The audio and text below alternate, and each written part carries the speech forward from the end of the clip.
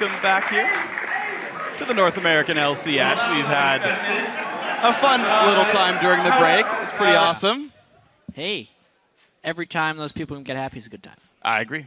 It's been wonderful here. We've got a lot of great experiences here in the studio this year so far. What's up, everyone? The caster desk is here with some new faces. I am David Freak Turley. With me is Joshua Jat Leesman. This man is awesome, Canadian and American. It's great. Yes, dual citizenship is fantastic. Yeah? Yeah. It's good. You're like more North American than any player in this building. Yeah. You count twice. It's amazing. We are gearing up for... I just like complimenting you, it's all. Guys, we're gearing up for our next match. It's Team SoloMid versus Team Dignitas. And now, of course, a lot of people will be watching Dignitas' new jungler, Zingy. Yeah, and to go back a little bit, Team Dignitas did start the year 1-3. They brought on Cloud&Win, and then they went 3-3. So they have kind of put themselves out of that auto-relegation zone. And it's clear, though, that Dignitas is not just content avoiding last place. I mean, these guys are a part of the old guard of the North American LCS. When you look at it, there's only 4 teams that have been in the LCS since the beginning, and Dignitas is one of those teams.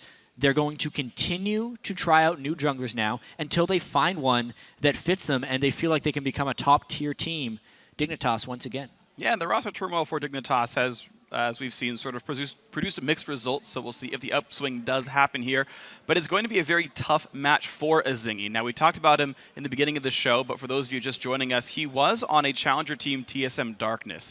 Problem is, TSM Darkness was the last place challenger team here, and now he's facing up against the first place LCS team, TSM. It's a bit of a jump. Bit of a difficult struggle for him, but we'll see if just having a better supporting staff around him of Team Dignitas will make him rise to the occasion. There also may be some cracks in the TSM armor. They are coming off a loss to Team Liquid, so maybe they can jump in while maybe they're still reeling.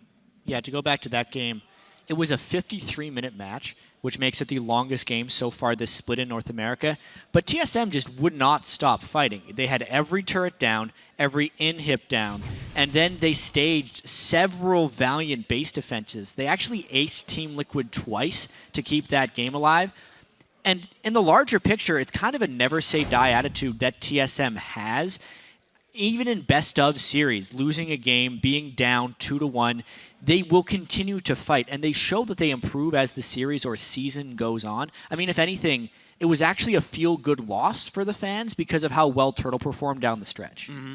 And we'll see if TSM can keep playing well with their sort of new styles and new sort of interesting champion compositions as well with Bjergsen and co. But we're going to check out the starting lineups for now. On the blue side is Team SoloMid, Dyrus in the top lane, Santorin in the jungle, Bjergsen in mid, Wild Turtle, Valiant on AD carry, and Lustboy on support. And on the red side, it is Team Dignitas. Gamsu in the top lane, the new guy, Zingy in the jungle. See how he can do. Shifter in the mid lane, Core JJ on AD carry, and of course, Kiwi Kid on support. All right, so interesting battles to watch then as we see Zingy's, I believe, LCS debut. I don't think he's been pulled up to sub for a team before, but I could be incorrect on that one. He's certainly one of the players who has been pulled from solo queue, has played now a fair bit in Challenger.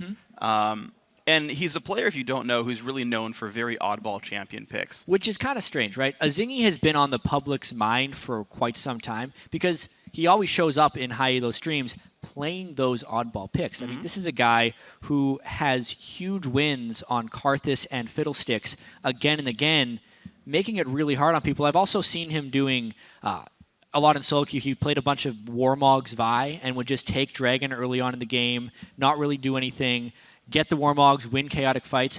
But then you look at the champions that this dude actually plays in Challenger, and they're the conventional fare.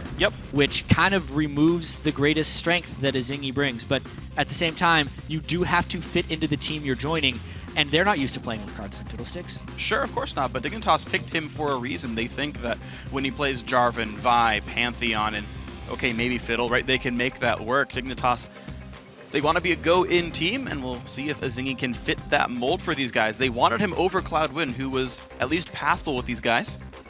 Mylixia there, the coach for Dignitas, reading off. Thing is, I don't know why he's talking to Kiwi Kid. That guy can't click anything right now. It's all Gamsu. We'll have to see. I feel like their pick and ban phases have been quite solid, considering Mylixia is not a full-time coach. He just does as much as he can helping out. Kiwi Kid actually had nothing but good things to say about Mylixia and what he has done to help out the team.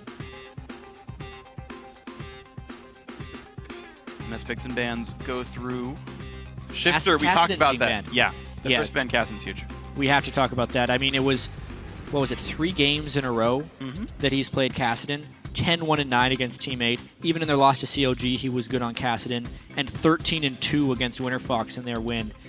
He was destroying people on Kassadin. But with that being down, I wonder if he goes to something like LeBlanc or if he defaults to Xerath.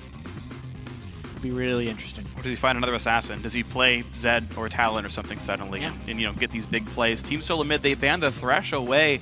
They're leaving up Kiwi Kid's Annie unless they first pick it, the Veigar away from Lustboy. Now, no Fiddlesticks ban. I will mention that in case Zingy does play it. So, is that a thing? Would people ban Fiddlesticks in Challenger against yes. Team SoloMid Darkness? So, TSM Darkness got... they went 1-1 against CLG Black, and Fiddle was banned both games, I believe. He did not go to his Karthus. He played Vi and Pantheon then.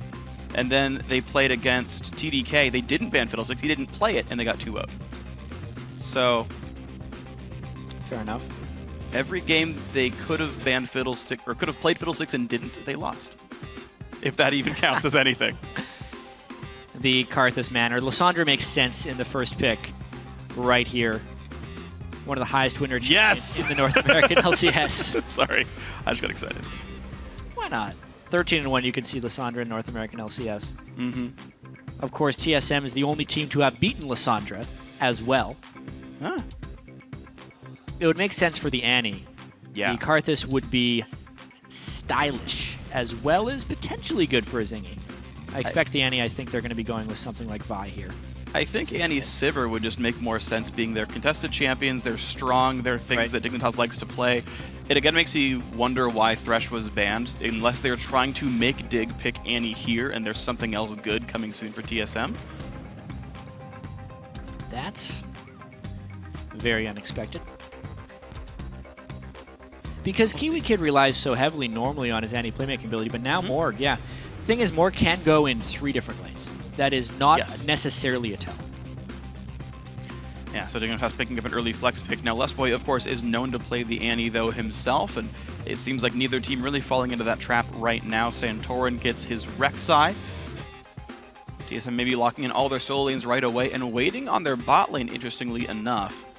They do know they're facing Graves. I've heard different players say different things about how he fares in various matchups, but TSM, just in opposite order, basically have picked their top 3 players. And TSM has also just kind of picked power picks here. There's no counter picking going on, and there really won't be that much counter picking going on by the end of it. They had a decent idea that they were against Graves Morg bottom lane. Yes, that could have flexed, but they could have very easily done that here. Since they had already decided to pick Bjergsen's champion, Maokai is a generalist pick as well. Why not just make sure they get the composition they want? Well, this could be the time we see Hecarim actually succeed in the top lane, though, if they go for this one. That said, Gamsu really well known for his Renekton play. It will be Vi for a Zingy. That's been one of his more successful champions, though. And we still keep Morgana as flex. Yeah, not too surprised there by Dignitas' picks. It does seem like they're picking for comfort, which can be a good thing, but having the support and AD carry pick, especially since they're both utility picks there for TSM, saved for last, they still complete their team comp very well with those 2 picks. The Janna for the disengage on Renekton and Vi, as well as the Sivir just for general initiation because they have very good follow-up with Maokai and Lysandra. Well, you asked what Dignitas is going to play in the mid lane now that Kassadin is banned. It looks like that champion's going to be Ezreal here for Shifter. So back to a more disengagey, long-range, safe-style champion. And against Lysandra, I can't say I fully agree with that pick. It feels like the ability to engage from TSM could run right through that Ezreal. After all, he does just have the Arcane Shift to get away, and TSM's going to be able to close more distance than that. I absolutely agree that they can get in really cleanly, and also keep in mind that Dignitas have also committed one of the big cardinal sins of a double AD comp, which is running an AD top and jungler as well. So you've got a mono damage team from Dignitas outside of Ezult and Smoke Bomb and support Morgana. So I am a little bit concerned for them, but you know what? Dignitas have been playing fairly well, and they think Zingy is going to be improving them, as TSM with this game can hold on to first place for sure. Yeah, Locodoco giving the last few bits of advice to that team. I'm pretty sure that after every single pick and ban phase, he tells them, "We got this one in the bag," and he walks away. This time, I tend to agree based on the team composition, though. Yeah, well, we're going to see if that's going to happen. TSM could look pretty good on this one. Locodoco and Mylixia leave stage, and we're going to get ourselves ready for the game. So you guys have all seen the team comps. Now let us know who you think is going to win this one. Tweet hashtag TSM win or hashtag DIG win to @LOL Esports. Vote for your favorite team or the one you think is going to win. Both are acceptable. Yeah, that's true. Oftentimes, I feel like they're mainly just tweeting their favorite team. Which tends to be TSM more than not. You think? By the crowd reaction typically tends to be. Guys, we are getting ourselves into the game. Here we go. Number 4 of the day. And we are starting off right. Because it's a pause. This gives us time to talk about these teams a little bit more then instead. So yeah, Azingi, as the new player setup, is running into just a few hiccups here. You could see they were unpacking his keyboard for the first time. He had to have the sealed copy of his keyboard right there. And I imagine it is a technical issue related to one of those things. But yeah, I mean, we can keep talking about, I'd say the team compositions right now, because there are still ways that Dignitas can play this in order to pull ahead with the double AD composition that has Renekton, and it basically has to come from overwhelming lane victory, in my opinion. Yeah, I think so too. Dignitas going to hope that works out well for them. However, TSM, they are playing something unusual for them, not unusual for the LCS, but it's Bjergsen's first Lissandra game, and he says, guys, we don't want to fall into bad habits. We want to make sure we keep improving every single time we play.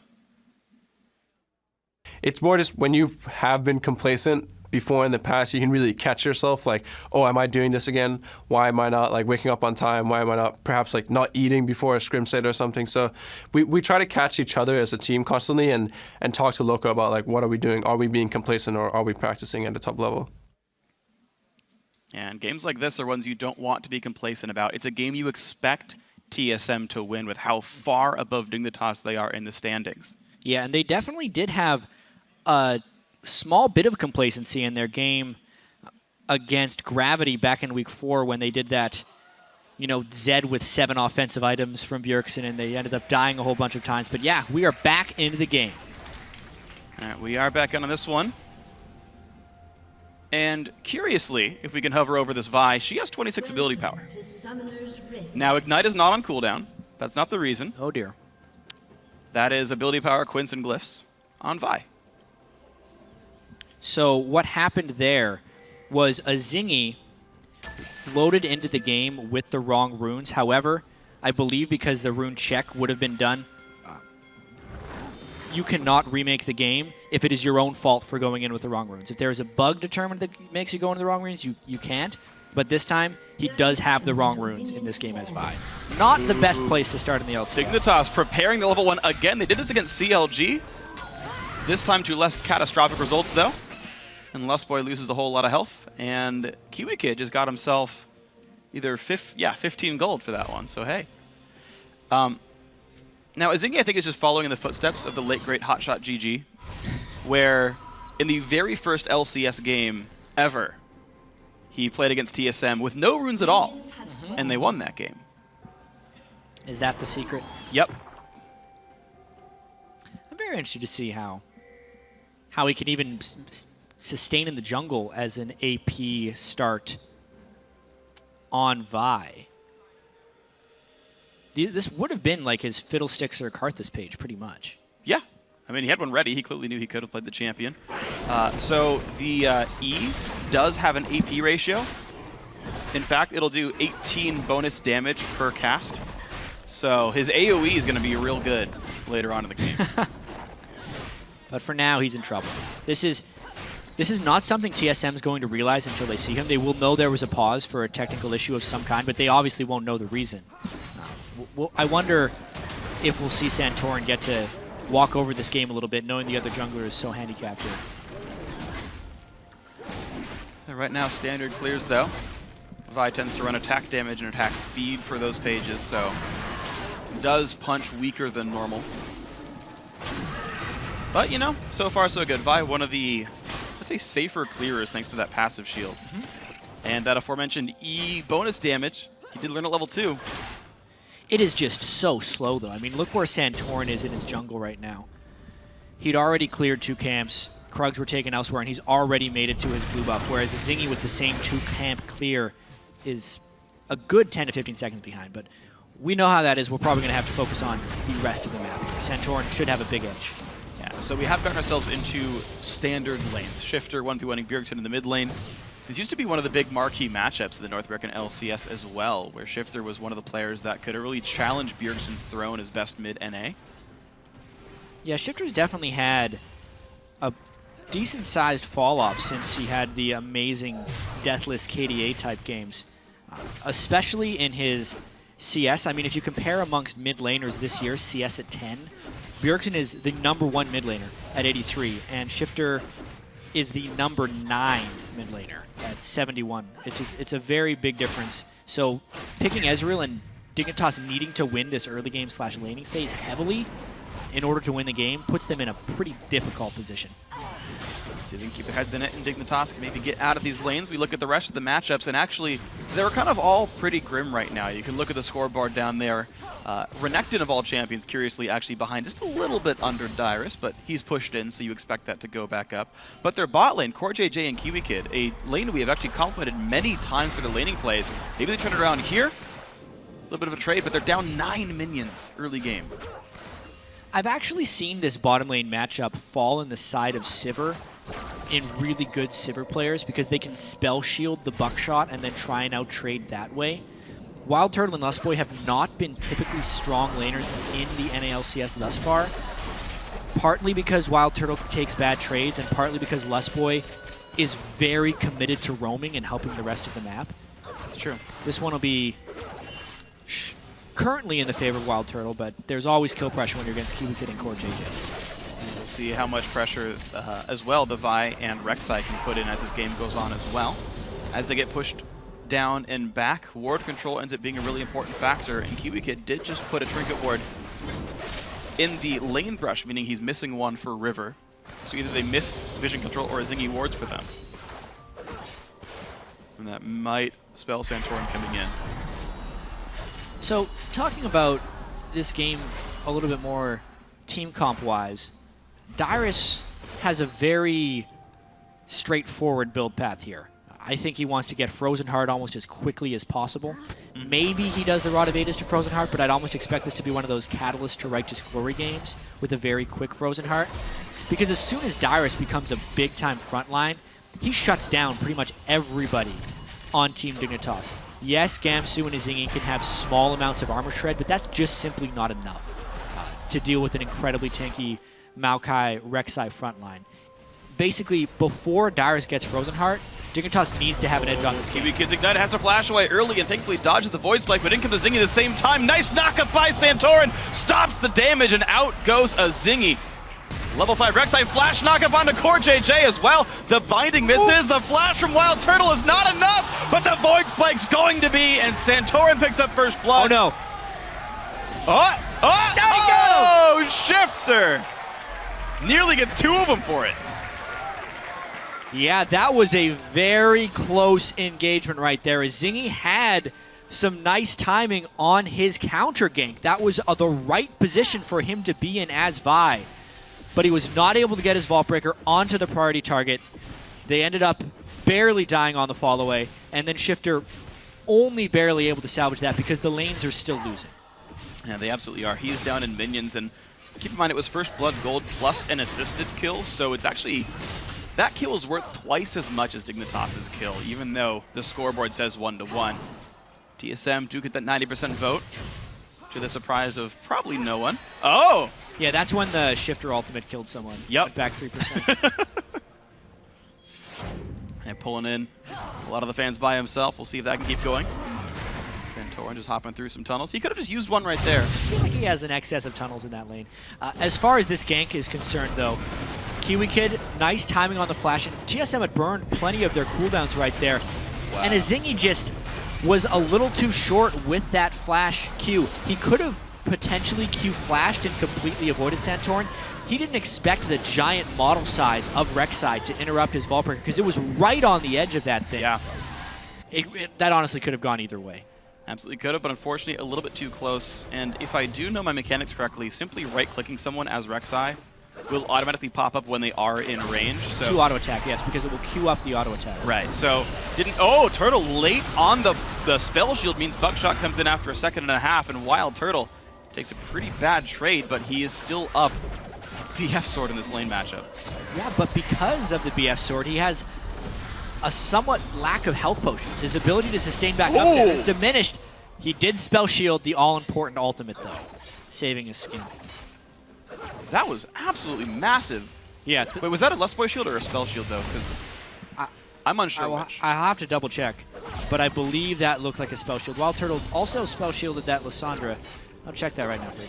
All right, but either way, though, fast reaction from someone certainly meant no meaningful damage was taken in that trade overall. And CoreJJ's flash now missing due to the fast reactions of the TSM bot lane. It was not a spell shield. It was just Lust Boy and potentially misjudged managed by CoreJJ. I thought it would have been in kill range. Close, but not quite enough. So Dignitas losing out on a summoner and 1,000 gold right here. They're trying to keep themselves some level of vision control by contesting Scuttle Crabs. They can try to hold Santorin down if they can get vision there. But now it's already the invades are happening. Santorin was the one who got the Scuttler down here. He went in, got the blue buff as well. Azingi is late to the party. Doesn't have anything to do. Bjergsen just nearby in case something happened. Clears a pink, gets a ward down. TSM have now 5 wards in Dignitas' side of the map at this time. It's actually 6. Just spectacular vision control. Tracking Azingi's every movement. Santorin able to just keep the pressure up as Rek'Sai. The mid lane is fairly easily going the way of Bjergsen. I'm actually a little bit flabbergasted he's rushed a Negatron cloak against an AD mid laner. It's not. Look at those items. I just saw it. Oh, it's an AP Ezreal. It's AP Ezreal. We're foolish. Shifter's maxing W first. I've been too focused on the other stuff this game, Freak. All right. I only just saw it now. Yeah. I was going to say it right before you did. Yeah. That's why I was flabbergasted about the item build. Bjergsen clearly paying attention to the item choices. Oh my god, though. Bottom lane gank comes off. Great Vialt and Lust Boy not able to spell shield that one. Wild Turtle, rather. And Lust Boy takes a Morgana ult, just walks out. No spells left for the top lane dive. 3-man to the top lane. They're going to take down Gamsu. So same idea as other side of the map. A bit of wave clear. And they will not get top lane turret, but Dig will go for Dragon. Yeah, a flurry of action erupting right there with the kill bottom lane as well as the kill top lane. And now Dignitas is trying to take the objective off the back because they were the ones focusing ganks bottom lane. That is, by nature, the benefit of focusing ganks bottom lane is if you do have success, you get to turn it into a team objective as well. Kill on a pretty good target there for Team Dignitas with CoreJJ, as well as being able to pick up this Dragon. Alrighty, so equal in kills still, but Dignitas losing the laning phase by virtue of farm here. You can see a 10 minion difference in the top lane, a 25 minion in the mid. Let's actually watch the Vi gank we missed. Yeah, and it's surprising that this was able to be successful because of the wards, but since Azingi just queued over the wall to an instant ultimate, it was a poor kiting choice by Wild Turtle to favor the river when literally everything is warded. Very surprised they were able to die to a Vi gank after spending so many wards for that very same security. Props to Azingi to making it work. Absolutely, props to him. So 0-1-1 going for the Trailblazer for now. Merlin Namakan now completed on the Ezreal, so low cooldowns for Ezreals. Yeah. Should be a whole lot of wave clear. And a little bit of mana regeneration as well. This is what we now have to talk about because we've been neglecting it so much and it kind of changes our storyline a little bit. Dignitas being that fully physical damage team, the only way they actually have a chance late game is if Shifter does hit 400 to 500 AP as well as having a Lich Bane and can then make it so TSM actually has to put some of their defensive gold into Magic Resist, which is already working a bit in the early game, making Bjergsen go for that Negatron cloak. Kemsu, realizing he was going to die, teleports out of lane. Recall wouldn't have been enough. He will lose the turret for it. All the same, I think Ezreal still not going to be enough. They will knock it down, so the roaming from Santorin and Bjergsen. Now again, the ulti, nice spell shield blocks Morgana Soul Shackle, and the counter engage is here. No TP, of course, from Gamsu means CoreJJ is going to die to Wild Turtle. 3-2 in this game. Really nice job by Dyrus to teleport right there. This is actually one of the few games where Dyrus gets a lot of attention, ganks top lane. The second time they sent 3-man ganking top lane, Gamsu teleports away. The first one was a kill, and this allowed Dyrus the freedom to have the teleport edge and get that kill. Santorin from behind the jungle. Hold on, though. The ulti is not going to be up from Lissandra. Now, can Azingi survive? The answer is no. Bjergsen could go for a 2-kill here. Jumps away just in time. 50 health left on Shifter. Wow. The sustained damage there with the max Q on Lissandra like everyone does to kind of turn that one around. Bottom lane gank, though. We'll just get to see kind of the overexposure by Dignitas right here. Kiwi Kid flashing in because they thought they had the 3v2. However, it was a 3v3 with a very large top laner. CoreJJ had also overexpended himself. Kind of lucky to not lose Kiwi Kid in that one as well. Great teleport time. And this game is actually getting out of hand pretty quick. It is. It's 3,500 gold up at 13.5 minutes. That's a pretty decent margin here for TSM. Their wards actually... So they haven't even knocked down all the outer turrets yet, and they're warding like behind the buffs. You're seeing one that Gamsu's walking by right here in the north jungle. It's actually behind red buff. They can actually potentially see Azingi just barely with that ward. CoreJJ just walked over one as well. TSM are constantly getting this incredibly good vision control. And a lot of that is on Santorin. It's a little bit easier to do with Rek'Sai as well. Once people have gotten used to using the Tremor Sense on Rek'Sai, this is going to be tricky for him to find that ward. All right. But he does it just in time. Because as he's moving around, not only can Vi be spotted by any of the wards they've already placed, but if anyone else is near, he will be tipped off well in advance. Plus, you look at guys like Dyrus and Bjergsen, they've pretty much been pushing their lane opponent back to the turret to begin with, so he'd be able to get back up as well. Sidestone on Rek'Sai, continual vision coverage, and it makes a much more measured match for TSM. 4,000 gold now. Since we last checked in, these guys absolutely destroying the bot lane. Not going to get pressured too easily. Azingi standing on a ward as he does this. Dyrus, thanks to the wards of Santorin, is safe to push in this far. Like basically underneath tier 2 turret. He's not being pressured. More wards come out. Lustboy's been rotated top lane. There needs to be pressure elsewhere on the map if Team Dignitas wants to save off this Gamsu camp that is basically happening. It's very smart of Azingi to be bottom lane here, since he is the weaker jungler right now, to avoid the enemy jungler and apply some lane pressure. Wow, so Wild Turtle Lustboy, they left the lane without really clearing the wave enough, and it allowed Dick to push back in. Gamsu now going to go for the fight up against Dyrus. The mini wave is getting cleared on both sides. A nice knockback in 6 seconds still on the Ruthless Predator. Means no chase available for Renekton. He burns the ulti for mostly nothing. Bjergsen getting another blue buff here at level 11. And he's still looking pretty good. Yeah, Gamsu has been a beast in the last few games, especially when he is playing Renekton. It's interesting to see how TSM is definitely just trying to camp him as much as possible, knowing that he is the guy who could get going and really cause huge problems in team fights, at least in the mid-game. Keeping him down has been successful. They just have to watch out from the long game from Shifter as he's building up those ability power items. Yeah, he's building best he can, missing a little bit of minions just because it's a bit harder to CS on a turret as AP as real. Your Q is on a higher cooldown, has less base damage, you don't have any attack damage in the first place, but the build seems to be... strange. We're so used to seeing the Trinity Force Muramana Ezreal that we just all assume, I assume, good laner, we're just going to see that again. I want to see if it's Lich Bane. It has to be. Well, I mean, obviously the Sheen's going to turn that at some point, but I wonder if that's just next as well.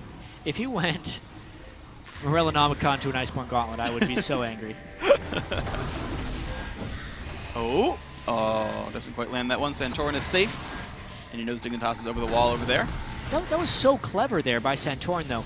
One thing that people love to do against Rek'Sai is get into a brush and then stand still, because Tremor Sense will not reveal people that are not moving, especially since they're on top of a pink ward. The fact that he recognized that was a hole in his vision just to shoot something in there and make sure they were still there, I find really impressive. Santorin's playing great this game. Gamsu has teleport, but the ward control's here for TSM. There will be no contest for the Dragon, just a true shot barrage. Now top lane is being pushed all the same, so Gamsu might knock down a turret, and in fact he will. So TSM's first Dragon will get traded in for this outer turret that fell down. So Dignitas still doing well to trade, but we're not able to push mid out despite no one there defending.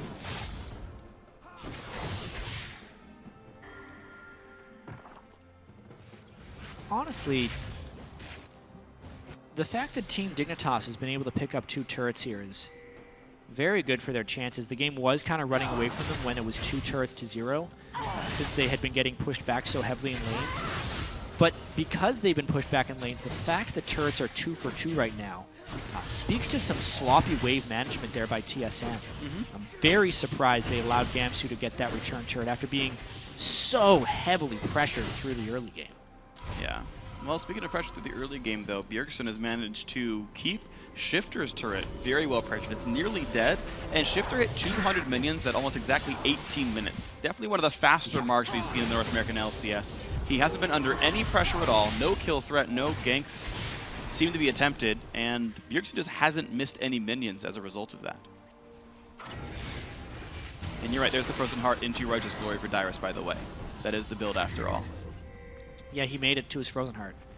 Not as important because of the AP Ezreal, but I would still say it's quite significant since it is not much mixed damage coming out of the jungle either. It's pretty much 3 full physical damage dealers and just the AP Ezreal and Morgana for magic damage. There we go, TSM get themselves that mid lane turret. So, TSM's some lead is overall out CSing. He's got to run fast. He is getting cut off. Oh, be careful. Blue Trinket is going to spot that something was happening. And it's that Azingi is trying to desperately run away. He does have Kiwi Kid around, but Kiwi Kid moves, so they know he's there as well. The binding's going to miss. Black Shield into ulti. Lissandro doing the same thing, though, and they pick up 1. They're going to pick up 2 almost for sure, and they do.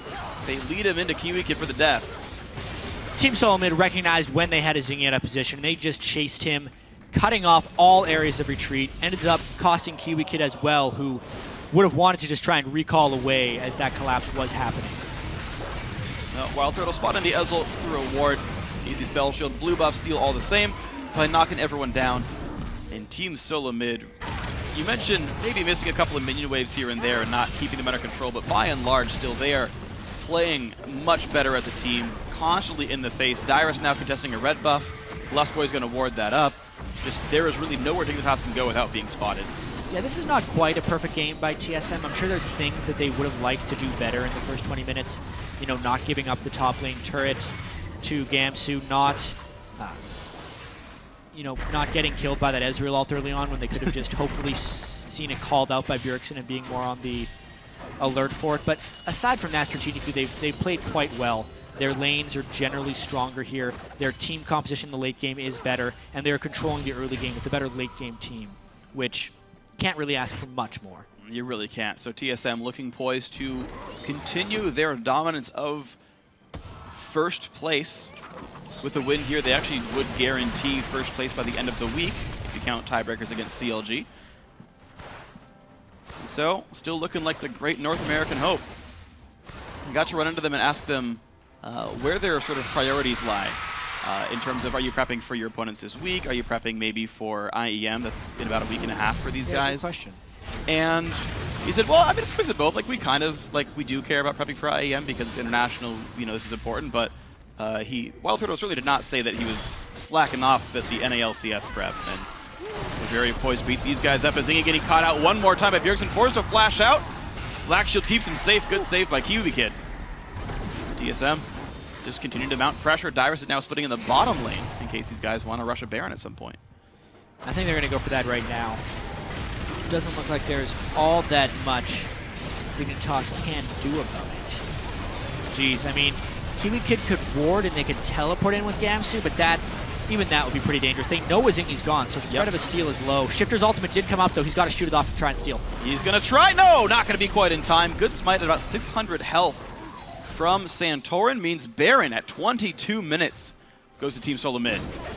Yeah, this game could actually be over sooner rather than later with the way it's moving along right now. Dyrus reaching his tank items. Bjergsen reaching some major item spikes as well with Morellonomicon and Zonya's finished. Plus the catch potential they have with Wild Turtle. They're in position to make some big power plays now. And the cool thing about these guys is those 3 melee minions have 80% damage reduction to champions. So Shifter's Lichbane, or even the ultimate, they would wave clear well. Lichbane gives them 180 bonus damage on his Q, or anything that has a trigger on it, but just simply can't kill the minions off if someone for TSM are babysitting them. And we'll see what they actually try to do with their gold lead. To talk a bit about the TSM story and where their focus is, honestly. I mean, we've seen through their show TSM Legends as well that it's kind of all about the long game and overall team improvement. While yes, it's important to win week over week, it's more important that they're always improving as a team. The episode they actually had, whoopsie daisy. The episode they actually had last week showed Reginald after that game they had against Gravity, which was very sloppy near the end. Wild Turtle flashing for a kill on the Nexus. Bjergsen building nothing but offensive items on Zed and dying a few times. Showed a little bit of messing around, trolling in the game a little bit. And Reginald said that he doesn't ever want to see that again because it leads to sloppiness and complacency, which is something they absolutely cannot have. So that's why they want to be able to make quick work of the bottom tier teams in the North American LCS, and why they're not necessarily fully focused on it week to week, because it is about the team progression mindset and week over week improvement. Mm-hmm. And it is partially what we attribute the last week loss to Team Liquid as, was, look, we're going to try new things out. We're in first place. We feel comfortable with our playoff position so far. Let's get new things in the repertoire. Let's make sure we're ready for playoff. Let's make sure we're ready for the World Championship. Let's make sure we understand what FLICKR top and Victor mid do. Bjergsen playing his very first Lissandra game this year, this game, and the amount he's roamed out of lane helped Dyrus, something else new for TSM, get Dyrus rolling. Yep. This part of the TSM let's learn new things strategy is working. Oh, nice. Man, Santorin. What That a was jerk. rude. So that ward actually isn't spotted because the rock cuts off the vision line. So Gamsu didn't realize that was ward, and of course now the ward dies. So it's definitely not there. They'll never know. So, man, that tremor sense really got me. Yeah, so if you're pink warding that brush, you actually want the pink ward a little bit farther back so the vision line doesn't get cut off on the other side of the brush. And Bjergsen making the top lane siege. 20 minutes in, the blue elixir, he seems to do that very frequently. And it gives him a lot of extra damage when he knocks down turrets. But they rotate right away to mid lane. They pulled so many guys top that they can push mid. Tier 2 is going to die. Dyrus leads the charge. There we go, 200 more gold onto the Maokai. And back to top lane. Yep, they're going to try and get the 6 turrets down. Obviously, their Baron wasn't maximized for any types of team fights because Dignitas recognized that if they lost a fight during the Baron buff, the game would be over. That doesn't mean Dignitas is strong enough to actually fight either. So the outer turrets, the ones that are harder to defend, are most likely taken down here by TSM. Dignitas has to run. There's the try to engage. They're going to find a whole lot with Lissandra and Maokai. 1 casualty so far, make that 2. TSM fighting under inhibitor turrets and making Dignitas run away. This turret's going to be now a quick claim for TSM as they wave clear some minions away. There's turret number 6 and kill number 8.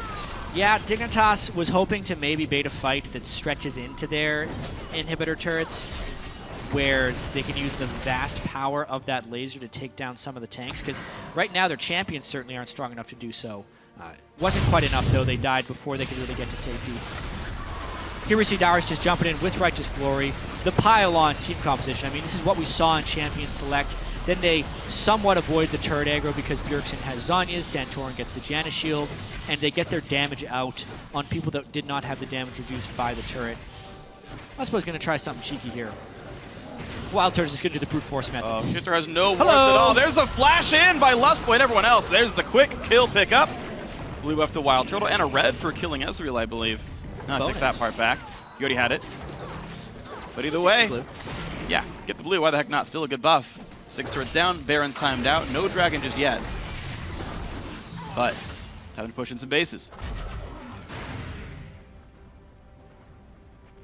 It's looking like TSM is going to try their best here. Dignitas has okay wave clear because of the Graves, and it is kind of hard to dive against the smoke screen as well.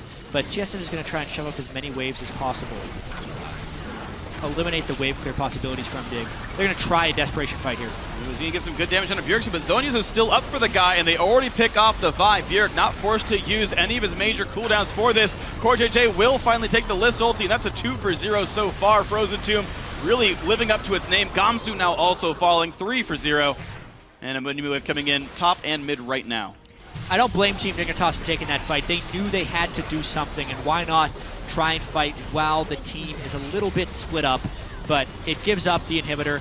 Baron's on the way in a minute. Maybe Team SoloMid tries to take another turn, or they just wait for their seemingly inevitable victory. And for now, they're going to keep the minion waves mopped up. Bot is pushing back towards the TSM side of the map, so maybe that has to be held at some point in the next minute and a half. But they just picked up another 3,000 gold from recent fights. Let's recall. Let's buy some more items. Phantom Dancer's done now on Sivir. Why not get a full Last Whisper in one purchase? Wow. Yeah, he's ahead. How much gold was he actually shopping with? 3,100 gold. So that was individually in Wild Turtle, not just all of TSM. Okay. I was close. Now for Team SoloMid, based on, honestly, what I saw in the TSM Legend show, it's all about ending the game quickly and cleanly. They probably don't want to suffer any more deaths. They don't want to do any stylish plays. They just want to execute and close the game in as concise a way as possible. Probably waiting for the Baron, and then pushing up one of the exposed lanes and going from there. Making sure they don't get caught out by trying to push the lanes up. Just play clean. So off they send Maokai to the bot lane. Baron just respawned. Dragons in 30. Of course, Maokai has teleport, so Dignitas, even though they feel like they might be ahead, they're actually not, and they're running away from this one. Black Shield will stop Santorin from unburrowing under a Zingy. But either way, Dignitas are still the team pushed away, even though Wild Turtle was actually nowhere to be seen for that fight. He's only just now rejoining TSM. Well, Bjergsen was scary enough. Oh, of course he is. Zingy again, gotta be real careful. Void Spike can't quite land the slow, but there's Chilling Smite. Jumps just far enough over the wall to get away from the reach. Once again gets out. Now they're trying to knock down Dyrus. They spend Core JJ and Gamsu's time to do this.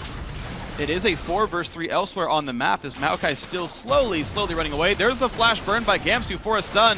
But Dyrus is gonna die. The last attack crits. Ezel comes in early. So now you'd want Gamsu to teleport in to try and save this one, but there's just not enough people on Dignitas in the surrounding area, and they're still going to be able to turn a Baron off this, I think. He still has teleport. Gamsu should use it.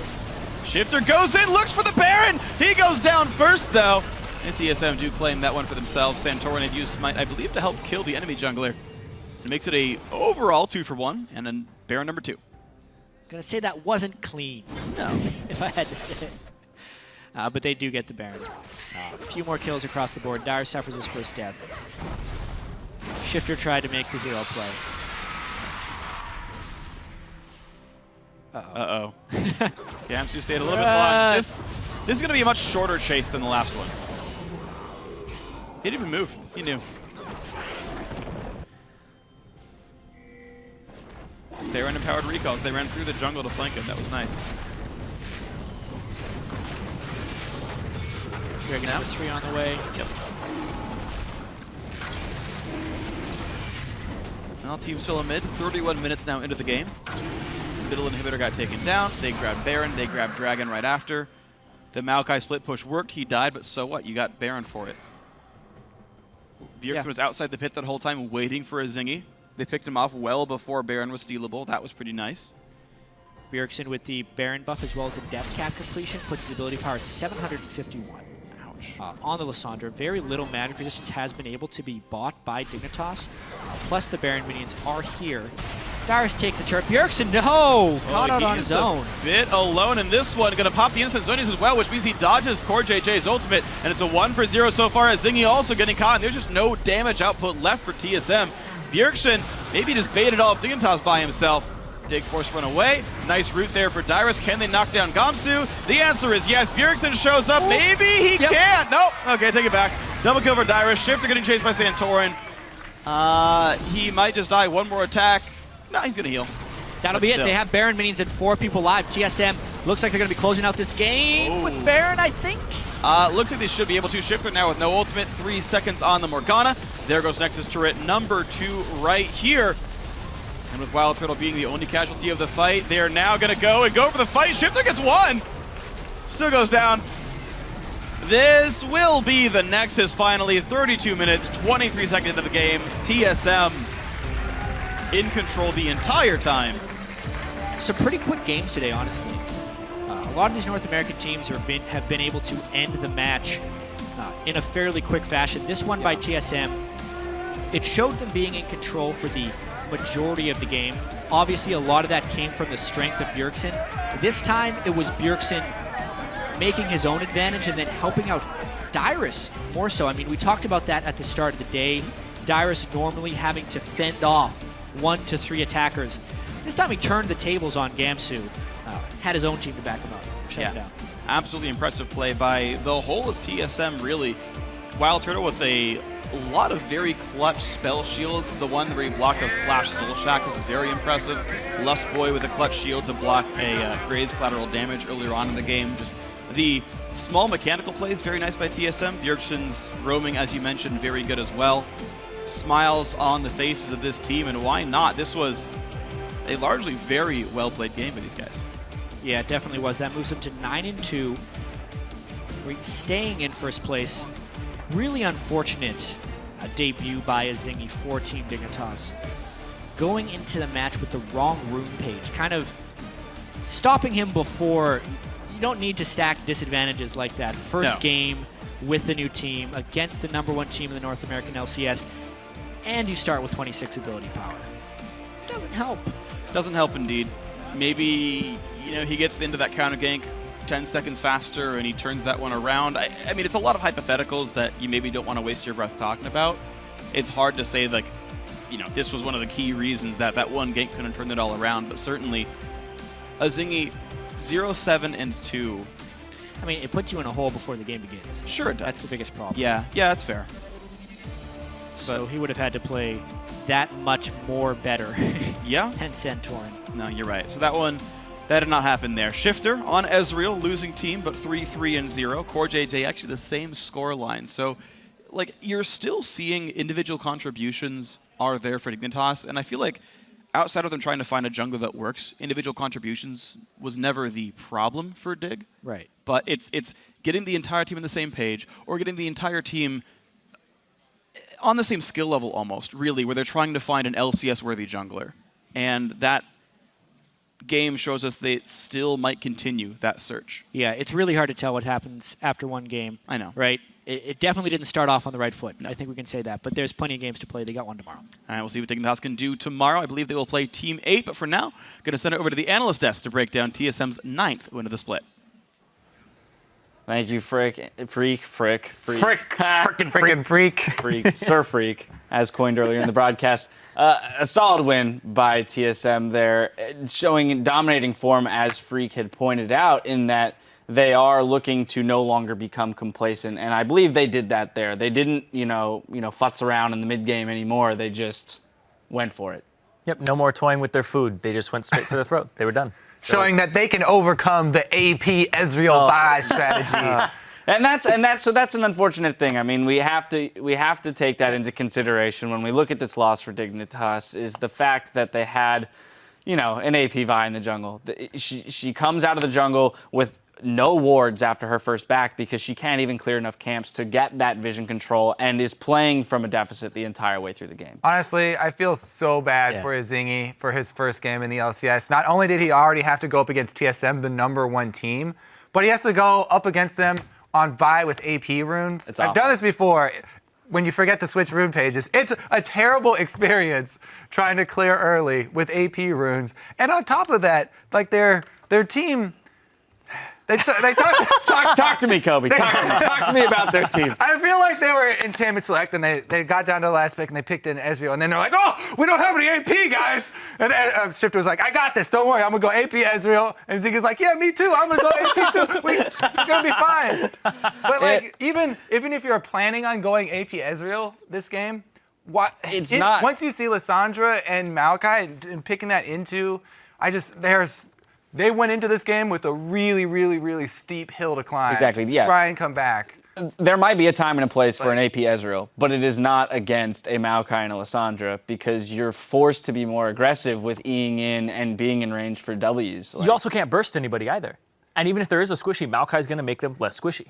Yeah, absolutely. I mean, the Arcane Shift is even a part of the AP Ezreal combo, but to do it, you have to be close, and you're going to get locked up. Yeah, so I do want to jump into our replay because it was a fun interaction in the bottom lane. And this is one of the, if we analyze Zingy's play, he was in the right place at the right time for a counter gank. So we're going to go to that 6-minute mark into the game, the first gank attempt down in the bot lane. And Kobe, I'm going to let you run with this one. All right, so this is a pretty cool play because they see Vi coming. So Santorin sneaks into the bush, and they're trying to play this one and bait it in. So let's roll this clip. And we'll see Zingy does come down. And Vi, when you get your Vault Breaker off, it turns your whole body. If anybody touches your body, then they get hit with the Vault Breaker and they get knocked up. But Santorin uses the Rek'Sai extra range from Unburrow, which is just not fair in this matchup. All he has to do is auto attack on Vi as he's coming in, and you get the extra range. You never have to touch the body of Vi, so you don't get hit with Vault Breaker. And Rek'Sai just, wins that matchup there and saves Sivir. It was a great snipe there too by Shifter, at least making it a 1-for-1 in that exchange. I kind of got lost in the Rek'Sai Vi interaction there, but what I really want to touch on also was the cool synergy. Wild Turtle and Less Boy trust each other so much that he was like, my shield is on cooldown, I'm gonna Janna shield you, so you flash in for this one auto attack, because he thought that would be just enough to kill him, and it wasn't quite enough, and Santorin even follows on with it as well. These guys their teamwork is really, really strong right now. Yep, that Prey Seeker has deceptive range. It is 1600. Yeah, it's the same range as your Tremor Sense to compensate. And we do also, that does bring up the point, and Jat gave credit where credit was due during the game. The Santorin was utilizing the kit from Rek'Sai really well that game in checking bushes, knowing that there is even the possibility that somebody is sitting in there not moving because your Tremor Sense does not reveal people who are standing still. Yeah, I think you can just spam that as Rek'Sai. It's free to cast, low cooldown. Should always be checking brush with it. It also has almost no cast time on it. The frames on it are extremely low. It used to at one point, but then it's just, nope, it didn't feel good. Yeah. So you can immediately burrow and cast Q at the same time and it flies out. Should do that while clearing in the jungle as well. Awesome. People also always forget to get off a Q before they get another knock. Before they unburrow. Yep, absolutely. So at the end of the day, like we said, we can't put too much stock into just one game. I mean, regardless of the setback of having the AP runes, I like to think that we give people a game or two to really fall into the routine of the LCS. Zingy deserves more of a chance because that was not a fair game. But what do we look then for him to do? Is there a lesson to be learned from this game aside from picking the right masteries? Pick Fiddlesticks next time you have your Fiddlesticks room page. Well, that wouldn't have been a bad Fiddlesticks comp either. Like just looking at it, right? You want some AP damage if you're running double AD. You want some big AP threat. And if they're going to dive your backline. They were playing on an AP Ezreal the whole time. It's somewhat of a zoning threat. I don't know. Well, anyway, we'll have to see. We'll have to see. I would be very curious to see him pull out one of those, interesting champion picks in the Fiddlesticks or the Karthus just to see things shaken up in the LCS, and it might throw some teams off guard.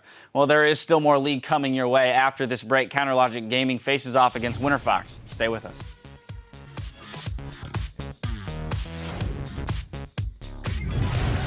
Guys, we're gearing up for our next match. It's Team SoloMid versus Team Dignitas. Level 5 Rek'Sai flash knockup onto Core JJ as well. The binding misses. The flash from Wild Turtle is not enough to engage. They're going to find a whole lot with Asandra and Maokai. One casualty so far, make that two. TSM fighting under inhibitor turret. Take a Zingy, kill a Zingy. I'm hurting Earth. As ulted. I'm going for core. Rune. Morgana ulted, but gonna pop the instant zonies as well, which means he dodges Core JJ's ultimate, and it's a 1-for-0 so far as Zingy also getting caught. TSM in control the entire time.